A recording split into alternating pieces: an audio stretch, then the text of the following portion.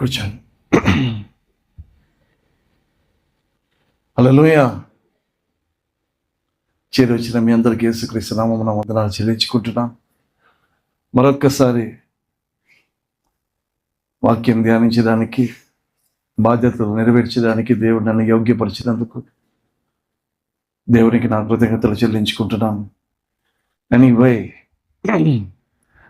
యేసు ప్రభు వారు యెరూషలేమును దర్శించుట, రెండవది బాప్టిజం పొందుట, మూడవది అరణ్యమునకు కొనిపోబడుట, నాలుగవది రూపాంతరము చెందుటలో ఒక 3 ముఖ్యమైన అంశాలు ఉంటున్నాయి. అవి ఏంటంటే, మోషే ఆ 10 ఆజ్ఞలు తీసుకొని కిందకి దిగుతున్నప్పుడు తన ముఖ చర్మము ప్రకాశించబడి ఉంటున్నది. మరి యేసు ప్రభు దగ్గరికి వచ్చినప్పుడు ఆయన ముఖ చర్మము కూడా రూపాంతరం చెందినప్పుడు ఆయన ముఖ చర్మము కూడా ప్రకాశించబడిన. ఇది ఫస్ట్ పాయింట్. రెండవది, ఏలియా అదే హోరేబు పర్వతం మీద ఒక స్వరము విన్నప్పుడు తన దుప్పటి తీసి ముఖము కప్పుకుంటున్నాడు. అదే దుప్పటితో ఏలియా తనకు మారుగా ప్రవక్తను చేయడానికి అభిషేకము చేయమంటే అతను నూనెతో అభిషేకము చేయకుండా తన దుప్పటి తన ఎలీషా మీద వేసినప్పుడు అతను ప్రవక్తగా నియమించబడుతుంటున్నాడు. అంటే ఆ దుప్పటిలో దేవుని యొక్క ప్రవక్త కావడానికి దేవుని యొక్క శక్తి అందులో ఉంటున్నదని నమ్మాలి. అలా వచ్చినప్పుడు యేసు ప్రభు యొక్క వస్త్రము కూడా అది అతని వస్త్రము వెలుగు వలె ప్రకాశించిందట. సో ఇవన్నీ పోలికలు. మోషేది ముఖం అంటే ఇక్కడ ముఖము, ఏలియా దుప్పటి అంటే ఇక్కడ ఆయన వస్త్రము, మనకు కూడా రక్షణ వస్త్రము. హల్లెలూయా. సో ఇది రెండవ పాయింట్. మూడవ పాయింట్, ఈ రెండును బట్టి యేసు ప్రభు వారు రూపాంతరము పొందాడనేసి మనం నమ్మాలి. ఆయన ధర్మశాస్త్రాన్ని కానీ ప్రవక్తుల యొక్క వచనములను కానీ కొట్టువేయడానికి నేను రాలేదు, నెరవేర్చడానికి వచ్చాననేసి ఆ రూపాంతరము పొందాడు. మంచిదే. ఈ లూకా 9:33లో పేతురు ఏమంటాడంటే, ఈ దృశ్యాన్ని బాగా ఇచ్చేసుకోండి, అది రియాలిటీ కాదు. ఒక దృశ్యాన్ని అతను చూసినప్పుడు యేసు ప్రభు వారితో అంటున్నాడు, అయ్యా, మోషేకును ఏలియాకును మీకును 3 పర్ణశాలలు కడతాము మేము అని తనకు తెలియకనే మాట్లాడాడు. తనకు తెలియకనే మాట్లాడాడట.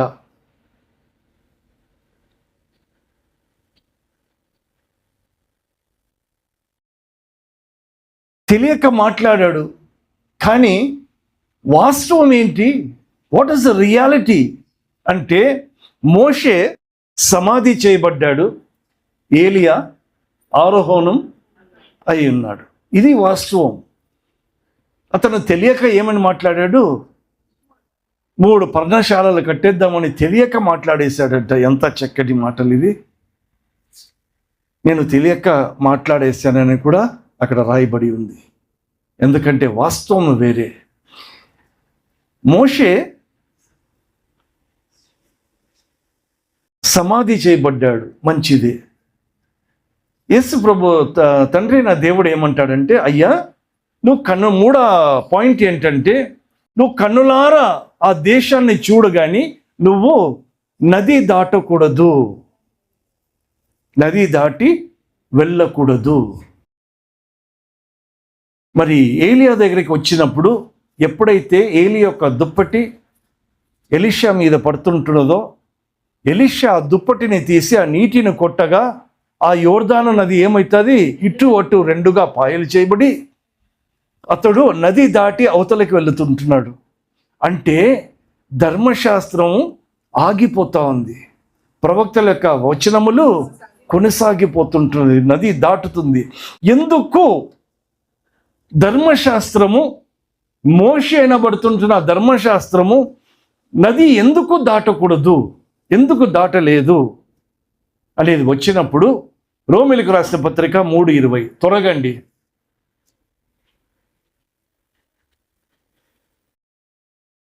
రోమిలకు రాసిన పత్రిక 3:20 ఏలైనగా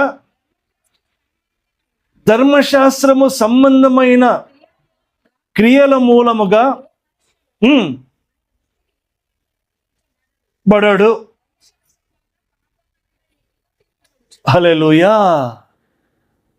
ధర్మశాస్త్రము సంబంధమైన క్రియలు అది ఏదైనా సరే, ఏ మనుషుడు ఆయన దృష్టికి నీతిమంతుడుగా కనపడాడంట. ఇంకా అది రావడం ఎందుకు, అది నది దాటడం ఎందుకు ఇంకా? అవునండి, అర్థమవుతుందా మీకు? నది దాటాల్సిన అవసరమా? దాని మూలంగా ఎవడే కానీ, ఏ మనుషుడే కానీ నీతిమంతుడుగా తీర్చబడాడంట. సరే, రెండవది చూద్దాం. రోమిలకు రాసిన పత్రిక 8:2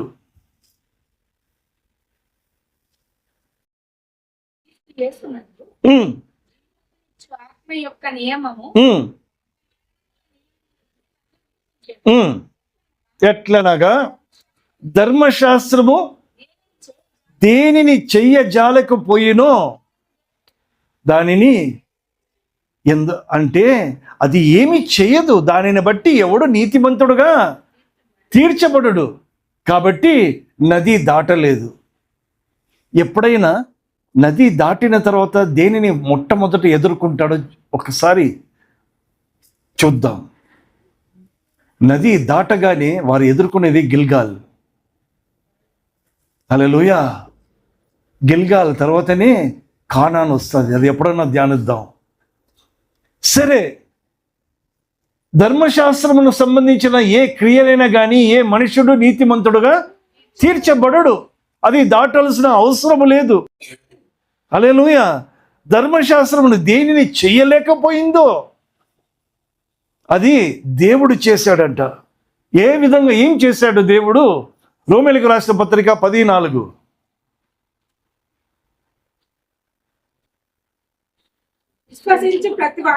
విశ్వసించు ప్రతి వానికి నీతి కలుగుటకై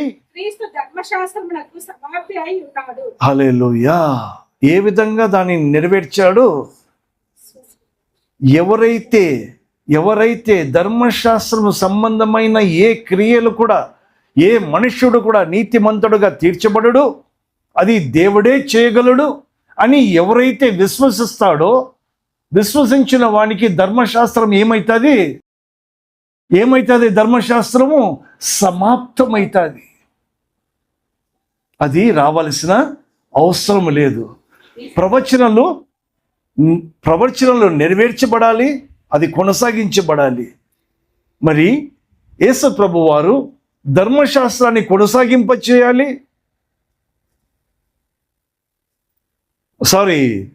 ప్రవచనాలను నెరవేర్చాలి, కొనసాగింపచేయాలి. ధర్మశాస్త్రాన్ని సమాప్తము ఏ విధంగా చేశాడో ఇదే మన ధ్యానమై ఉంటున్నది. మొట్టమొదటిది యెరూషలేము దర్శించుట, బాప్టిజం పొందుట, అరణ్యంలోకి కొనుబోయబడుట, రూపాంతరము చెందుట. ఐదవది అద్భుతాలు, సూచక క్రియలు చేయుట. హల్లెలూయా. అమ్మా, అయ్యా, అర్థమవుతోందండి? ఐదవది అద్భుతాలు, సూచక క్రియలు చేయుట. యోహాన్ అది ఈ దినం యొక్క కొత్త అంశం. యోహాన్ రాసిన సువార్త 20:30-31 వచనాలు. మరియు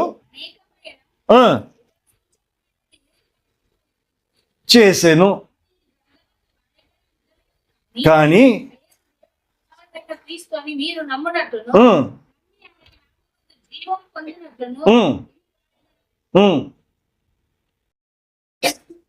హల్లెలూయా.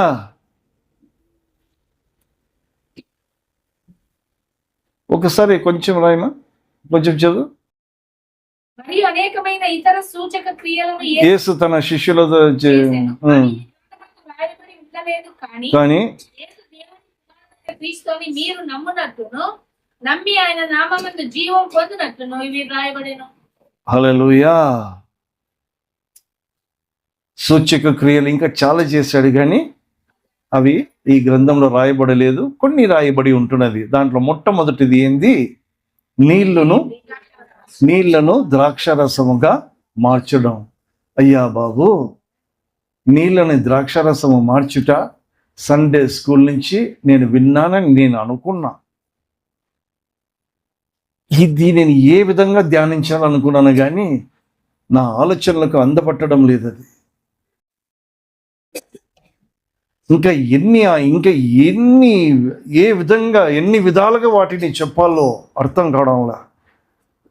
ఈ ఆలోచనలు దేవుడు నాకు ఇచ్చినందుకు దేవునికే మహిమ కలుగును గాక. నీళ్లను ద్రాక్షరసముగా మార్చడం. యోహాన్ రాసిన సువార్త 2:11. గలిలియాలోని కానానులో మహిమను బయలుపరచెను.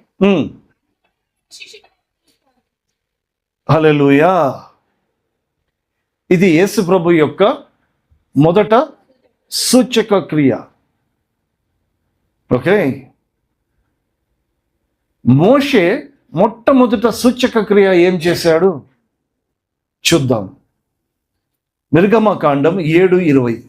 ఇది మోషే చేసిన మొట్టమొదట సూచక క్రియ. యెహోవా ఆజ్ఞాపించినట్లు మోషే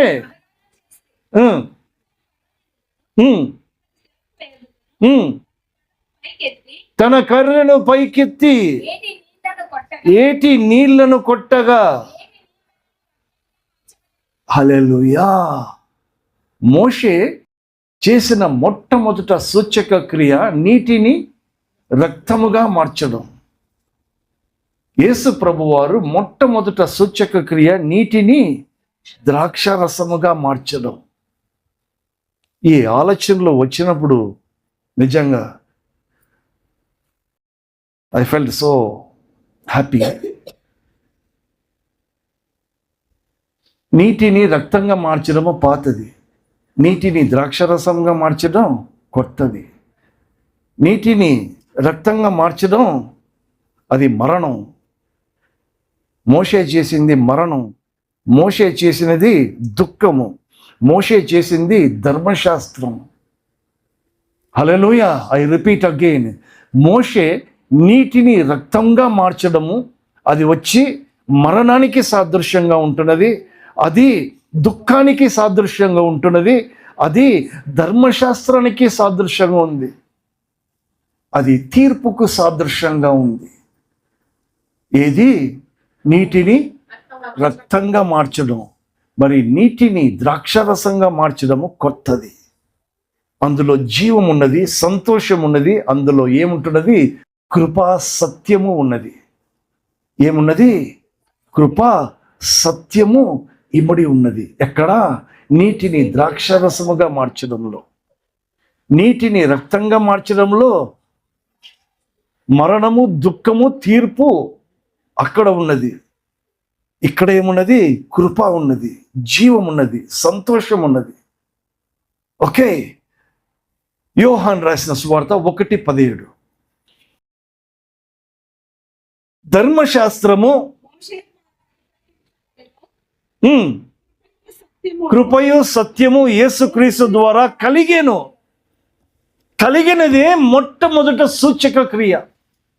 ఏంటి? కృపయు సత్యము. మోషే ద్వారా ఏమొచ్చింది? ఏం అనుగ్రహించబడింది? ధర్మశాస్త్రము, మరణము, దుఃఖము, తీర్పు. దానిని నెరవేర్చడానికి యేసు ప్రభు వారు ఏమి చేస్తున్నారు? కృపయు సత్యము అనుగ్రహించుచుంటున్నాడు. మంచిది. యోహాన్ రాసిన సువార్త 2:1-2-3. మూడవ దినమున ఒక వివాహము జరిగెను. యేసును ఆయన శిష్యులుగా వివాహమునకు పిలువబడిరి. ఉమ్. ద్రాక్షారసం అయిపోయినప్పుడు యేసు తల్లి ద్రాక్షారసం అయిపోయినప్పుడు యేసు తల్లి వారికి ద్రాక్షారసం లేదని ఆయనతో వారికి ద్రాక్షారసం లేదని ఆయనతో చెప్పగా, చాలండి, ఇది జరిగిన సంఘటన. ఇప్పుడు ఏ విధంగా యేసు ప్రభువారు ఆ సంతోషము, ఆ నూతన క్రియ, ఆ కృపా సత్యము ఏ విధంగా ఈ యొక్క సూచక క్రియలో మనకు తెలియజేయబోతున్నాడో చూద్దాం. అమ్మ 6వ వచనము చదవండి. యూదుల శుద్ధీకరణ ఆచారము ప్రకారము 2-3 తూములు. చాలు, ఇక్కడి నుంచి మీకు ఇంట్రెస్ట్ అయితే జాగ్రత్తగా వినండి. ఇంతవరకు ఉపద్ఘాతము మాత్రమే చెప్పా. ఇక్కడి నుంచి జీవితం అంటే ఏంటో చెప్పబోతుంటున్నా. హల్లెలూయా. ఎన్ని బాణలవి అమ్మా, ఎన్ని బాణలవి అని అడిగాను, కానీ ఎంత పడుతుందని నేను అడగల.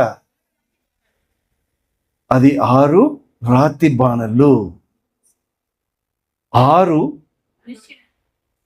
అంటే 7కు 1 తక్కువ అని అర్థం. 6 అంటే 7కు 1 తక్కువ. 7 అంటే పూర్తి. పూర్తికి 1 తక్కువ అసంపూర్తి. హల్లెలూయా.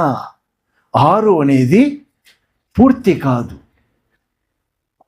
6 అనే సంఖ్య పూర్తి కాదు, అది 7కు 1 తక్కువ. 7కు 1 తక్కువ. 6 అనేది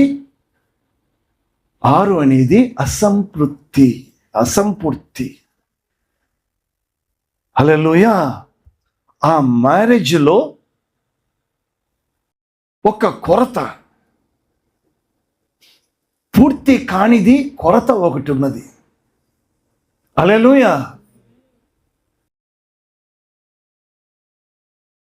ఆదికాండం 2:2. దేవుడు తాను చేసిన పని 7వ దినములోగా సంపూర్తి చేసి ఏమి చేసి? సంపూర్తి చేసి 7వ దినమున విశ్రమించెను. 7వ దినమున 7 సంపూర్తి, 6 అసంపూర్తి. హల్లెలూయా. అసంపూర్తి అనేది ఆ కానాను యొక్క పెండ్లిలో ఉంటున్నది, వ్యక్తిగత జీవితంలో ఉంటున్నది, అది కుటుంబంలో ఉంటున్నది, అది సంఘంలో కూడా. హల్లెలూయా. ఏంటో అసంపూర్తి, పూర్తి కాదట అది. మొట్టమొదట ఈ యొక్క సూచక క్రియలో తెలుసుకోవాల్సినది, ఆ పెండ్లిలో అది తృప్తి కానిది, అది కొరతల్లో ఉంటున్నది, 7కు 1 తక్కువ ఉంటున్నది. దేవుడు ఏం చేశాడంటే 7వ దినమున చదవండి 3. కాబట్టి దేవుడు ఆ 7వ దినమున ఆశీర్వదించి పరిశుద్ధపరిచెను. ఏలైనగా దీనిలో దేవుడు తాను చేసినట్టు తన పని అంతటి నుండి విశ్రమించెను. హల్లెలూయా. అంటే అర్థం ఏంటో తెలుసా అండి? 7వ దినమున దేవుడు ఆశీర్వదించాడు. అందులో వచ్చిన 7వ దినంలో ఉంటున్న ప్రతి ఒక్కరిని ఆశీర్వదించి వారి చేత ఏమి కావాలి? వారి చేత ఆయన మహిమ పొందాలి. అది 7 యొక్క సంపూర్తి. అమ్మా వింటున్నారా? 7 యొక్క సంపూర్తి ఏంటో తెలుసా? ఆ 7వ దినాన్న ఆయన ఆశీర్వదించి దాన్ని పరిశుద్ధపరిచాడంట. దేనికి? ఆయనకు కాదు, ఆదాము అవ్వల కొరకు. అది మన కొరకు. అందులో వచ్చిన ప్రతి ఒక్కరిని ఆశీర్వదించడం నీ కొరకు. ఆశీర్వదించిన తర్వాత వారి చేత ఆయన ఏమి పొందుకోవాలి? మహిమ పొందుకోవాలి. ఎందుకు? 7వ దినములో మనల్ని అక్కడికి నడిపించి ఆశీర్వదిస్తున్నందుకు. ఇక్కడ రావడం అంటే ఏందనుకుంటున్నారు? ఇది ఒక ఆశీర్వాదమే. హల్లెలూయా. ఈ దినము మనకు వస్తున్న కీడు నుంచి కాపాడి ఆశీర్వాదాలు, వచనాలు మన మీద కుమ్మరించబడును గాక. హల్లెలూయా. నిన్నటి దినాన్న మనం ఈ ప్రేయర్లో మనం ఇది జ్ఞాపకం చేసుకున్నాం. ఎనీవే మళ్ళీ అదన్నీ తీసుకుంటూ వస్తే మళ్ళీ లేట్ అవుతుంది. సో అవి ఎన్ని బాణలు? 7కు 1 తక్కువ బాణలు అవి. హల్లెలూయా. ఏ విషయములో సంతృప్తి పొందుతున్నాను, ఏ విషయంలో అసంతృప్తి పొందుతున్నానో అది మనకు తెలుసుకోవాలి, సరి చేసుకోవాలి. ఏ విషయంలో నేను పూర్తిగా ఉన్నాను, ఏ విషయంలో నేను అసంపూర్తిగా ఉన్నాను. హల్లెలూయా. కొరత అయితే ఆ వివాహంలో ఉంటున్నది. యేసు ప్రభు వారు చూసినప్పుడు 6 రాతి బాణలే కనపడుతుంటున్నాయి. రెండవది అది రాతి బాణ, అది మట్టి బాణ కాదు. అది వేరే వేరే వేరే వేరే వాటితో చేసినది కాదు. అది ఏం బాణలు? అవి రాతి బాణలు. నిర్గమకాండం 17:6. నిర్గమకాండం 17:6.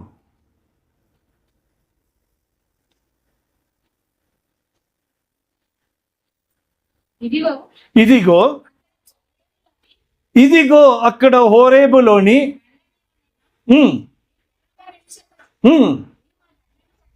నీవు ఆ బండను కొట్టగా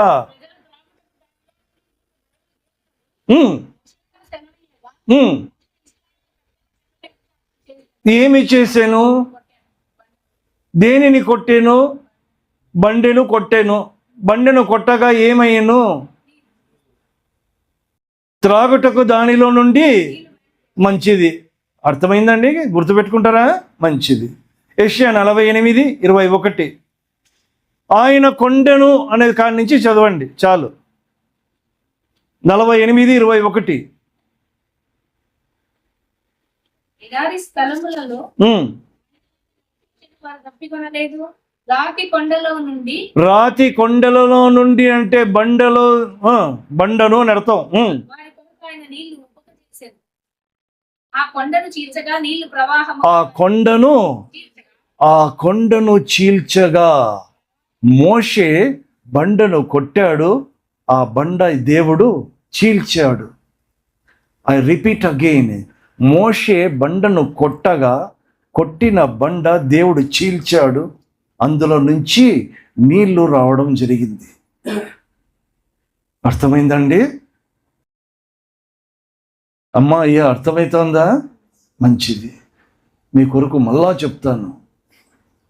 దేవుడు మోషేకి ఆజ్ఞాపించి, అయ్యా వీళ్ళు దప్పికొంటున్నారు అని అంటే, సరే హోరేబులో ఒక కొండ ఉంది, ఆ బండను పోయి మీరు కొట్టండి. ఆ బండను మోషే ఎప్పుడైతే కొట్టాడో దేవుడు దాన్ని చీల్చాడు. చీల్చగానే దాంట్లో నుంచి ఏమొస్తుంది? నీళ్ళు ప్రవాహం వచ్చింది. వచ్చిన ఆ ప్రవాహం నుంచి ప్రజలందరూ నీళ్లు త్రాగారు. ఇది జరిగిన సంఘటన. హల్లెలూయా. మనము దేని గురించి మాట్లాడుతున్నాము?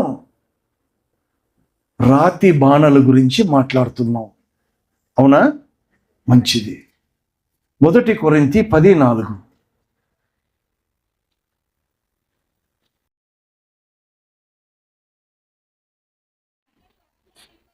అందరూ ఆత్మ సంబంధమైన ఒకే పానము చేసిరి. ఏలైనగా తమ్మును వెంబడించిన అది ఎలాంటి బండ? ఆ బండ ఎలాంటిది? అది ఆత్మ I want everybody to underline this. అది ఏ బండ? ఆత్మ సంబంధమైన బండ. I repeat again. అది ఏ బండ? అది ఆత్మ సంబంధమైన బండ. దేవుడు ఆజ్ఞాపించాడు, మోషే కొట్టాడు, దాన్ని మళ్ళా చీల్చబడి ఉంటున్నది, అందులో నుంచి నీళ్లు ప్రవహించబడుతుంటున్నది, ప్రజలందరూ దప్పిక తీర్చుకున్నారు. ఇది జరిగిన సంఘటన. అది ఎవరు? అది క్రీస్తే. అది ఆత్మ సంబంధమైన బండ. ఆ బండలోనిది త్రాగిరి. ఆ బండ క్రీస్తే. ఆ బండ క్రీస్తే, ఆ నీరు క్రీస్తే. హల్లెలూయా. మన కథకు వద్దాం ఇప్పుడు. ఇది ఎవరి కథ? జరిగిపోయిన సంఘటన. యేసు ప్రభు కాలంలో జరిగిన సంఘటన ఏంటో చూద్దాం. 2:6 మళ్ళా చదవండి. యూదుల శుద్ధీకరణాచార ప్రకారము 2:3 యేసు 7వ చెప్పగా వాటిని అంచుల మట్టుకు నింపు. ఏంటండి దానికి దీనికి తేడా? ఏంటి? అది బండ, ఇది రాతి బాణ. నిదానంగా వినండి. అది బండ, ఇది బాణ. మోషే బండను కొట్టగా దేవుడు దానిని చీల్చాడు. ఇక్కడ ఏమైతుందంటే మనుషులు దాన్ని అలంకరించారు, చెక్కారు, బాణగా అమర్చుకున్నారు. దేవుడు చీల్చలేదు దానిని దేవుడు అలంకరించలేదు. మొత్తానికి ఎన్ని బాణలు? 6 బాణలు. 7కు 1 తక్కువ. హల్లెలూయా. అది బండ, ఇది బాణ. అది మోషే చేత కొట్టబడి ఉంటున్నది. ఐ రిపీట్ అగైన్, మోషే చేత అది కొట్టబడి ఉంటున్నది. దేవుడు దాన్ని చీల్చాడు. ఇక్కడ ఈ యొక్క కానాను పెండ్లిలో ఉంటున్న రాతి బాణలు దాని యొక్క బండను బాణగా వాటిని చెక్కుకున్నారు, అలంకరించుకుంటున్నారు, వారికి వారు దానిని చేసుకున్నారు. హల్లెలూయా. 3వది, ప్రజలు తాగుటకు దానిలో నుండి నీళ్లు వచ్చేను. ఎక్కడి నుంచి? ఆ బండలో నుంచి ప్రజలు త్రాగడానికి దాంట్లో నుంచి నీళ్లు వచ్చాను. కానీ ఈ బాణలో ఏమీ లేదు. ఈ బాణలో నీళ్లు లేవు, రావు కూడా. హల్లెలూయా. ఈ ఆలోచనలు నాకు దేవుడు ఇస్తున్నప్పుడు నేను I don't want to proud అనేది కాదు, I was so really happy ఇవి నేను ధ్యానిస్తున్నప్పుడు. అది బండ, ఇది బాణ. అది మోషే కొట్టాడు, దేవుడు చీల్చాడు. ఇది మనుషులు చీల్చి అలంకరించి ఒక బాణగా తయారు చేసుకున్నారు. 3వది, ఆ బండల నుంచి నీళ్లు వచ్చింది కానీ ఈ యొక్క బాణలో నీళ్లు లేవు. ఇవి మాట్లాడుతున్నప్పుడు నాలో ఏమున్నది అనేది మనము, నాకు నేనే అలంకరించుకుంటున్నానా, నాకు నేనే ఒక పాత్రగా ఏంటున్నానా, నా స్వబుద్ధి స్వనీతి ఇందులో ఏమైనా కనపడుతుందా అనేది పరీక్షించుకోవాలి. 4వది, అది ఆత్మ సంబంధమైన బండ. ఎలాంటి బండ అది? ఆత్మ సంబంధమైన బండ. ఇది ఆచరణ సంబంధించిన బండ, బాణ. బండ కాదు ఇది. ఇది ఎలాంటిది? అది ఆత్మ సంబంధమైనది. ఇది ఆచారం. 5వది, ఆ బండ క్రీస్తే. ఇక్కడ క్రీస్తు లేడు. ఈ బాణలో ఎవరు లేదు? క్రీస్తు లేడు. అది ఆత్మ సంబంధమైనది కాదు. అందులో నుంచి ఏమీ త్రాగలేము. అది దేవుని చేత అలంకరించబడలేదు, దేవుని చేత అది కొట్టబడలేదు, చీల్చబడలేదు, మనుషుల చేత అలంకరించబడినది. హల్లెలూయా. అది ఎక్కడున్నది? యూదుల ఆచారము ప్రకారంగా అక్కడ ఉంచబడింది. మీరు కావాలంటే తెలుగులో చదివి చూడండి. అక్కడ అది ఉంచబడి ఉన్నది. హల్లెలూయా. 6వది, బండలోనిది నీళ్లు త్రాగిరి, ఆ బండ క్రీస్తే. ఇందులో క్రీస్తు లేడు, నీళ్లు లేవు. ఇందులో కనబడేది మనుషుల యొక్క ఆచరణ మాత్రమే కనబడతాయి. ఆఖరిగా దేవుడు ఆజ్ఞాపించగా బండ నుండి నీళ్లు వచ్చింది. అవునా? మోషే, నువ్వు వెళ్ళి ఆ బండను కొట్టు, అందులో నుంచి నీళ్ళు వస్తుంది అంటే ఆయన చేశాడు, నీళ్ళు వచ్చింది. ఇక్కడ యేసు ప్రభు వారు ఏమంటున్నారంటే, అయ్యా ఆ బాణలో నీళ్లు పొయ్యి అంటున్నాడు. ఎంత తేడా! ఏంటి ఆ బాణల యొక్క విలువలు ఏంటి? ఆ బాణలకి ఏదైనా విలువ ఉందా?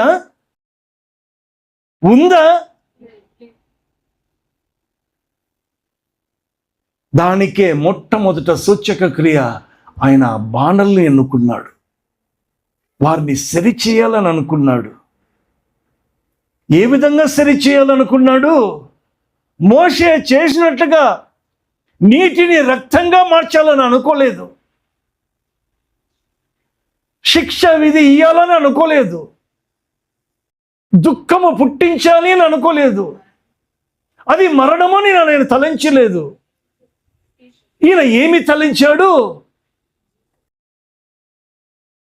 ఒక జీవం ఇవ్వాలి, ఒక సంతోషం ఇవ్వాలి.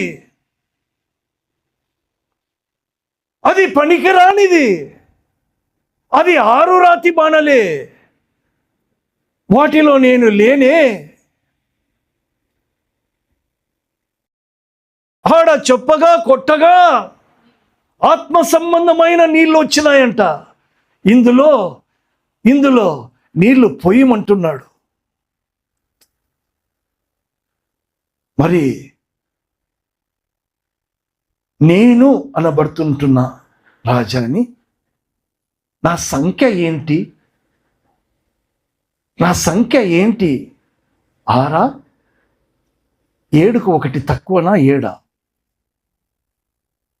ఐ రిపీట్ అగైన్, నా సంఖ్య ఏంటి? 7? 7కు 1 తక్కువనా?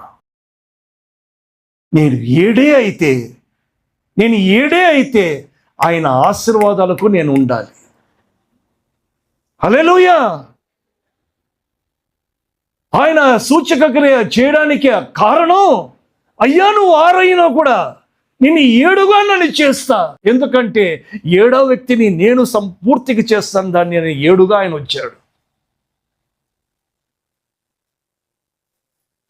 నువ్వు ఎక్కడున్నావు? Hallelujah. Where are you? What are you? And what are you doing? I don't want any reasons, I don't want any business అని దేవుడు అంటే ఏం చెప్తారు? హల్లెలూయా. నా సంఖ్య ఏంటి? 7కు 1 తక్కువనా? నేను 7. Finish, let's close, lock the door, go home. Are you with me, church? What is your number? Are you 7 or 1 minus 7? If you're -7, అందులో ఏమీ లేవు. అది బాణ, మనుషుల చేత చెక్కబడిన బాణ, అందులో నీళ్లు లేదు, అది ఆచరణ. అందులో నీళ్లు పోయాలి. హల్లెలూయా.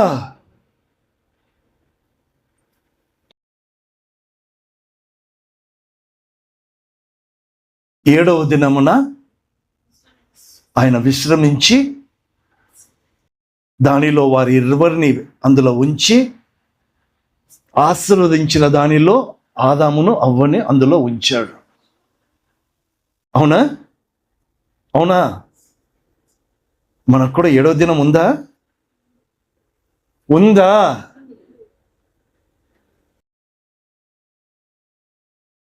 ఒకటి చెప్పనా? 7వ దినమున ఆయన వచ్చాడు.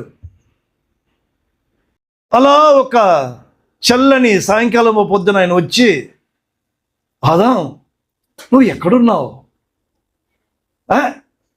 ఏంటి ఎక్కడున్నా అంటున్నావు? నువ్వు వచ్చేది నాకు తెలియదు అనుకున్నావా? నాకు తెలుసు.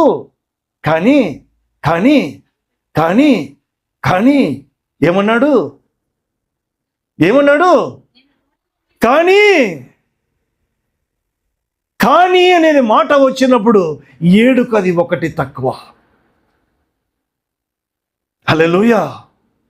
కానీ అనేది వచ్చినప్పుడు 7కు 1 తక్కువనే. నువ్వు వచ్చావు నాకు తెలుసు, కానీ నీకు భయపడి నేను చెట్టు చాటున దాక్కుకొంటిని, నీకు నేను కనపడలేదు. నీ స్వరము నాకు తెలుసు, నువ్వు ఎవరో నాకు తెలుసు, కానీ నువ్వు వచ్చినప్పుడు నీ ఎదుట నేను లేను. 7కు 1 మరి నా సంఖ్య ఏంటి? ఎందుకు ఆయన 7గా నీవు ఎందుకు ఉంచాడు? ఆయనకు పని లేకనా? మనల్ని ఆశీర్వదించిన వారి చేత మహిమ పొందుకోవాలి. అది ఆయన ఉద్దేశం. ఈ బాణకు ఏమీ లేదు, దాని సంఖ్యనే తప్పు. ఇంకోటి, అది బండ కాదు, బండను చెక్కించబడినది, మనుషుల చేత చెక్కించబడినది. అందులో క్రీస్తు లేడు. హల్లెలూయా. అలాంటి వారి కొరకు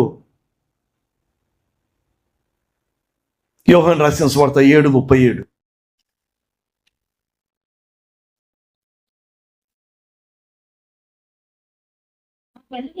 ఆ పండగలో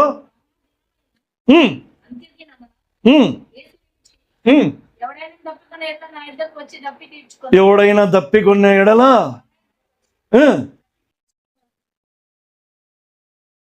వద్దామా? దప్పిక తీర్చబడితే అది సంఖ్య ఏం మార్చబడుతుంది? 7 అవుతుంది. దప్పిక ఉన్నా కూడా రాకుండా ఉంటే ఏమైద్ది? 6 అని చెప్పకూడదు, 7కు 1 తక్కువ అని చెప్పాలి. ఆశీర్వాదాలకు 1 తక్కువ అని అర్థం. అలా మాట్లాడేది. ఇది కాలేజీలలో స్కూళ్ళలో ఉంటున్న మ్యాథమెటిక్స్ కాదు, ఇది స్పిరిచువల్ మ్యాథమెటిక్స్. ఎలా మాట్లాడాలి? 7కి 1 తక్కువ అనాలి. అంటే ఆశీర్వాదాలకు 1 తక్కువ అయిపోయాను నేను అని మాట్లాడుకోవాలి. అలా ఆలోచించుకోవాలి. హల్లెలూయా. ఎవరికైనా దప్పిక ఉన్న ఎడలా రా. నువ్వు దప్పిక తీర్చుకుంటే నీ సంఖ్య 7గా మార్చాలి. నీ దప్పిక పొందిన తర్వాత ఆ స్త్రీతో ఏమంటాడో తెలుసా? కానాని ఏం స్త్రీ ఆమె? సమరయ స్త్రీతో, అమ్మా నువ్వు త్రాగే నీళ్ళు నీకు దప్పిక ఉన్నప్పుడంతా తాగాలి, కానీ నేనిచ్చే నీళ్ళు నీకు మరలా దప్పిక ఉండదు. ఒక్కసారి వచ్చి నువ్వు తాగితే అయిపోయింది. మనం ఆ నీళ్ళు తాగామా లేదా? నిస్సి ప్రార్థన మందిరానికి చెందిన ప్రతి ఒక్కరూ నీళ్లు త్రాగి ఉన్నామా లేదా? త్రాగి ఉంటే ఆశీర్వాదాలకు 1 తక్కువనా, లేకపోతే ఆశీర్వాదాల్లో ఉన్నామా? నేను ఆ సంఖ్య 7 అయితే కారణాలు ఎందుకు వస్తున్నాయి? నాకు తెలుసు ప్రభువా, ఈరోజు నాకు తెలుసు ప్రభువా నువ్వు వచ్చావని, నీ స్వరం విన్నాను ప్రభువా. ఒకరు అన్నారు, ఈరోజు మిస్ అయిపోయినావంటే, ఎందుకు యేసు దీంట్లో పెడుతున్నాడు కదా, దాంట్లో చూసుకుంటానులే అన్నారు. ఓ అమ్మ, ఇట్లా కూడా ఉందా అనుకుంటే. దానికే చెప్తే పోయిన వారం, రే దాన్ని అప్లోడ్ చేయొద్దురా అనేసి.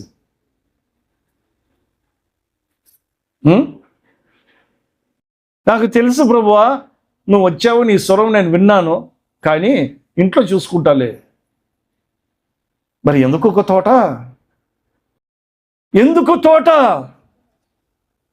లోకంలో ఒక తోటనే అవసరమా? సర్వమైనదే, కానీ ఆ సర్వములో ఒక్క స్థలము ఏదోను తోట అని ఒకటి పేరు పెట్టాడు.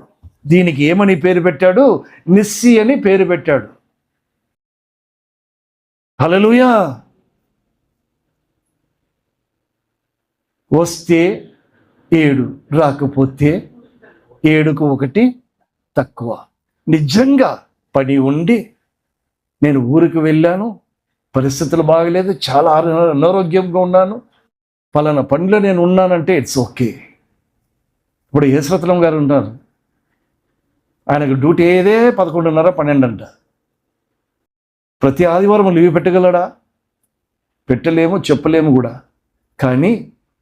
కానీ నెలలో ఒక్కసారైనా లీవ్ పెట్టుకుంటే పూర్తి అవుతుంది. చెప్పండి, నా కొరకు కాదు, మీ కొరకే. ఎవరైనా సరే తప్పనిసరి నేను ఉండాల్సిందే అనుకుంటే తప్పనిసరి ఒకరోజు ఏమైనా కానీ గాక. హల్లెలూయా. ఒకవేళ ఏదైనా సర్వసాధారణముగా మనం 6 దినాలు చేసినట్లకే 7వ దినం ఉన్నా కూడా ఫస్ట్ మందిరానికి పోయి కొంతసేపు ఉండేసి తర్వాత కథలు చూసుకుందాం అనేదన్నా ఆలోచించండి. అది పూర్తి అవుతుంది. 7 అవుతుంది, లేకపోతే 7కి తక్కువనే అవుతుంది. రెండవది అది రాతి బాణ. మూడవది ఏంటో తెలుసా? మూడవ పాయింట్ ఏంటో తెలుసా? ఈ కథలో, ఈ యొక్క సూచక క్రియలో ఆ బాణలు శుద్ధీకరణ కలగచేసేటిది. శుద్ధీకరణ ఆచరణ. ఏం ఆచరణ? శుద్ధీకరణ ఆచరణ. బాగా వినండి. ఆ బాణలు దేనికి పెట్టారంటే శుద్ధీకరణ చేసుకోవడానికంట. శుద్ధీకరణ చేసుకున్నప్పుడు మొట్టమొదటగా ఆ శుద్ధీకరణ ఆచరణ వారు చేసుకోవడానికి ఒక బండను తీసుకుని వచ్చి వారికి వారే దాన్ని చెక్కుకొని దీని పేరు బాణ అని పెట్టారు. అందులో వాళ్ళు ఏమి చేస్తున్నారు? వాళ్ళే నీళ్లు పోసుకుంటున్నారు. మళ్ళీ ఏం చేస్తున్నారు? వాళ్ళే చేదుకొని వారు శుద్ధి చేసుకుంటున్నారు. ఎవరు? వారికి వాళ్ళే. ఆ బండ యొక్క, ఆ యొక్క బాణుల యొక్క విలువ, బాణుల యొక్క వైఖరణ, ద యాటిట్యూడ్ అంతే. అది చూద్దాం. మార్కు రాసిన సువార్త 7:4.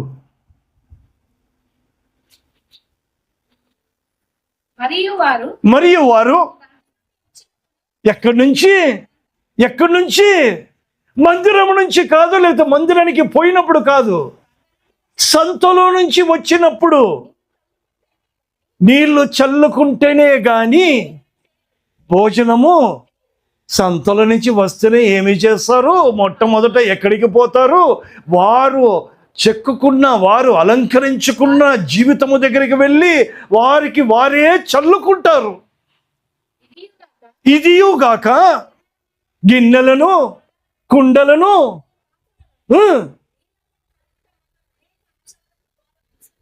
అనేకమైన ఆచారములు. హల్లెలూయా.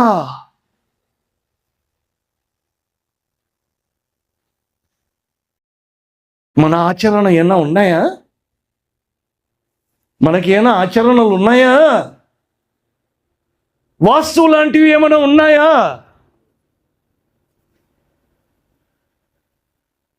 స్వబుద్ధి, స్వనీతి, నేను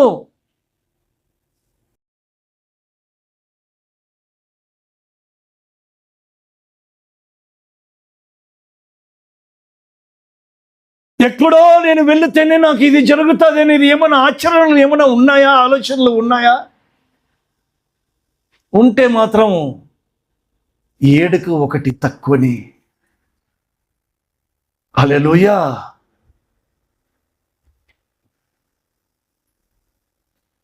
మార్కు 7:8. వారు మానవులు కల్పించిన పద్ధతి. వారు ఎవరు? మానవులు కల్పించినవి ఇవి, దేవుడు కల్పించినది కాదు. మానవులు కల్పించిన పద్ధతి దేవోపదేశం బోధించు, వ్యర్థముగా ఆరాధించు రాయబడినట్లు వేషధారులైన మిమ్మల్ని గురించి యెషయా ప్రవచించినది సరిగి. యెషయా ప్రవచించినది 8 చదివామమ్మా. మీరు దేవుని ఆజ్ఞలను విడిచిపెట్టి మీరు దేవుని ఆజ్ఞలను విడిచిపెట్టి మనుష్యుల యొక్క పారంపర్యమైన హల్లెలూయా. ఇవన్నీ దేని గురించి చెప్తున్నారో తెలుసా అండి? యూదులతో చెప్తున్నాడు ఇది, వేరే ఎవరితో కాదు, యూదులతోనే. ఏమని చెప్తున్నాడు? మీరు ఒక 7 తక్కువ 1, మీ అంతకు మీరు మానవుడు మనుషులు పారంపర్యంగా వచ్చిన అలంకరించబడిన బాణలు మీరు. మీలో ఏమీ లేదు, మీలో ఏమీ లేదు, మీలో నేను లేను.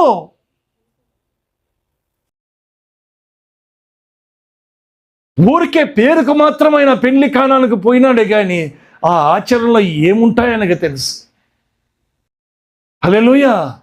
పేరుకు మాత్రమే కానాను పెళ్లి, కానీ దేవుని యొక్క ఉద్దేశము వారు మనుషుల పారంపర్యముగా వచ్చిన ఆచరణ కలిగిన వారు, వారికి దేవుడు లేడు, నిరాకరించిన వారు. సూటిగా చెప్తున్నాడు, వేషధారులారా మీరు బయటికి సున్నము కొట్టిన సమాధుల వలె ఉన్నారు. హల్లెలూయా.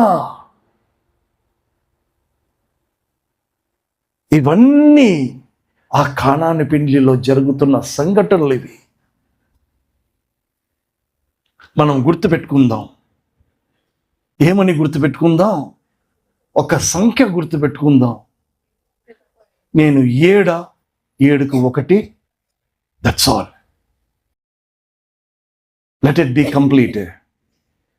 Let it be complete, I tell you.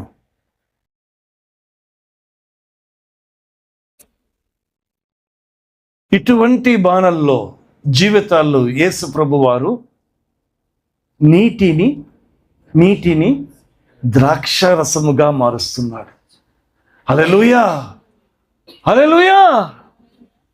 అటువంటి ఒక పరిస్థితి, అటువంటి ఒక జీవితం, అటువంటి ఒక ఆచరణ, అటువంటి 6 అనే సంఖ్య 7కు 1 ఉంటున్న సంఖ్యకు దేవుడు ఏం చేస్తున్నాడు? యేసు ప్రభు వారు ఏం చేస్తున్నారు?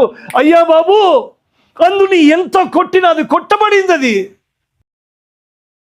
అది కొట్టబడింది, చెక్కబడింది. అది మనుషుల చేత చెక్కబడి ఉంటున్నది. అందులో ఎవరు లేదు, దేవుడు లేడు. అందులో నుంచి నీళ్లు రావు. నీళ్లు పోయండి దాంట్లో, ఎట్లా ఉంటుందండి ఇది? ఒకవేళ అదే దేవుడు సూటిగా నాకు చెప్తే, హల్లెలూయా కదా, అందులో నీళ్లు పోయండి. పోసిన నీటిని ఏమైపోయిందంటే అది ద్రాక్షారసముగా మార్చబడింది. హల్లెలూయా. హెబ్రీయులకు రాసిన పత్రిక 9:22 ముగిస్తాను. హెబ్రీయులకు రాసిన పత్రిక 9:22.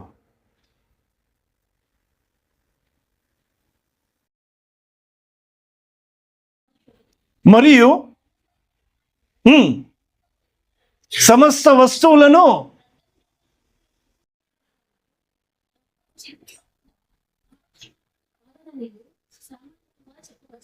హల్లెలూయా. ప్రతి వస్తువు, ప్రతిది ఏమి కావాలి? శుద్ధి చేయబడాలి.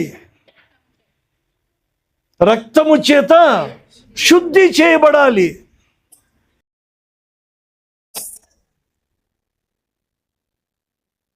హల్లెలూయా. వీళ్ళు ఏమి చేస్తున్నారు? నీళ్ళ చేత శుద్ధి చేసుకుంటున్నారు. వారికి వారే దాంట్లో నీళ్లు పోసుకుంటున్నారు, వారికి వారే దాన్ని తీసి చల్లుకుంటున్నారు. నేను శుద్ధి అయ్యాను అని అనుకుంటున్నారు. కానీ లోన కానీ బయట కానీ వాళ్ళకి ఏమీ లేదు. నిజమైన ఆత్మ సంబంధమైన శుద్ధీకరణ వాటికి లేదు. ప్రతి వస్తువు, ప్రతి ఒక్కరూ రక్తము చేత శుద్ధి చేయబడాలి. ఆ శుద్ధి కాదు నేను స్నానం చేసుకుని వస్తేనే, నేను ఇలాంటి బట్టలు వేసుకుని వచ్చి షూటు బూటు వేసుకుంటూ వస్తేనే నేను శుద్ధి అయిపోయిన అనేది అది ప్రకృతి సంబంధం భౌతికమైనది. ఆత్మ సంబంధమైనదికైతే కాదు. అదే 9వ వచనం హెబ్రీయులు 14:15. ఆత్మ ద్వారా నిత్యుడగు ఆత్మ ద్వారా రక్తము క్రీస్తు యొక్క రక్తము నిర్జీవ క్రియలను విడిచి దేవుని సేవించుటకు జీవము గల దేవుణ్ణి సేవించుటకు మీ మనస్సాక్షిని హల్లెలూయా. ఇప్పుడు ఈయన ఏమవుతున్నాడో తెలుసా? ఈ బాణ లేకపోతే ఈ బండ తనకు తానే చెక్కుకొని జీవించింది. తను అనుకుంటున్నది చల్లుకుంటే నేను శుద్ధి అయినని అనుకుంటున్నది. చీ చీ చీ చీ చీ చీ. మరలా ఇది బండగా కావాలంటే నేను ఏం చేయాలి? ధర్మశాస్త్రాన్ని సమాప్తము నేను చేయాలి. 6 అనే సంఖ్యను నేను సమాప్తము చేయాలి. ఈ బాణకు ఒక రూపం ఇవ్వాలి, ఒక జీవం ఇవ్వాలి. కాబట్టి ఏమంటున్నాడు? తన్ను తాను చెక్కుకుంటున్నాడు, తన్ను తాను అప్పగించబడుతుంటున్నాడు. తన్ను తాను అప్పగించబడి తన శరీరం అంతా చెక్కబడుతుంటున్నది, కొట్టబడుతుంటున్నది, అది నలగొట్టబడుతుంటున్నది. అందులో నుంచి వస్తున్న ఆ యొక్క అమూల్యమైన రక్తము చేత ఆ బండ శుద్ధీకరణ చేయబడుతుంది. కానీ ఆ నీళ్ళలతో అది శుద్ధీకరణ కాదు గనక కాదు, అది ఉత్త ఆచరణ మాత్రమే అని పోయి చెప్పండి. Okay, it's to you. Okay, tell your parents now. అర్థమైందా అండి? ఇప్పుడు చెప్దామా నా సంఖ్య ఏంటి? 7కు 1 తక్కువనా, నేను 7నా? 7 అనేది మీ మైండ్లో ఫిక్స్ చేసుకొని ఏది ఏమైనా సరే ఆశీర్వదించేది నేను మిమ్మల్ని కాదు, మీరు నన్ను కాదు. హల్లెలూయా. ఒక స్థలం ఇచ్చాడు, ఒక పేరు ఇచ్చాడు. ప్రభువా నేను ఆశీర్వదించు. నా సంఖ్య నా కుటుంబం యొక్క సంఖ్య, నా కుటుంబం యొక్క సంఖ్య అది 7 తక్కువ కాకూడదు, అది 7గానే ఉండాలి. ఆశీర్వదించు. ఒకవేళ ఎక్కడైనా ఆ 7 నుంచి ఆ మీటర్ ఏమైనా తగ్గుతుందేమో, ఐఎమ్ సారీ, ఇదిగో నన్ను జ్ఞాపకము చేసుకోమని చెప్పావు కదా, జ్ఞాపకము చేసుకొని మోషేలాగా ఏలియా తెలుసా మీకు? భోజనము తిని యొక్క బలము చేత 40 రాత్రులు పగలు నడిచాడట. మనం ఈ యొక్క 7 రోజులు మనం సాగిపోవడానికి, దేవుని కృపలో ఉండడానికి, నన్ను జ్ఞాపకము చేసుకున్నట్టుగా దీనిని చేయడని చెప్పిన దేవుడి మాటలు మనం వెనుకడికి ఆశ్రయించి దీవించును గాక. ఆమేన్. మైండ్ యూ, ఇది నా కోసం నేను ఇంత గట్టిగా అరసి మాట్లాడడం లేదండి. మీతో మాట్లాడడానికి దేవుడు నాకు ఇచ్చిన ఈ యొక్క బాధ్యత, ఇది నాకు ఆయన ఇచ్చిన యోగ్యత. మీరు నన్ను ప్రేమిస్తున్నందుకు I thank you very much. Okay, మీ సంఖ్య 7గానే ఉండను గాక. అది 7 నుంచి 6కు రాకూడదు. వచ్చే వారం మరలా కొంచెం దీన్నే ధ్యానించుకొని వేరే కథకు మనం దేవునికి ఇష్టమైతే చిత్తమైతే లెట్స్ కంటిన్యూ. మరొకసారి దేవుడు దీనిని ఆశీర్వదించును గాక. ఆమేన్.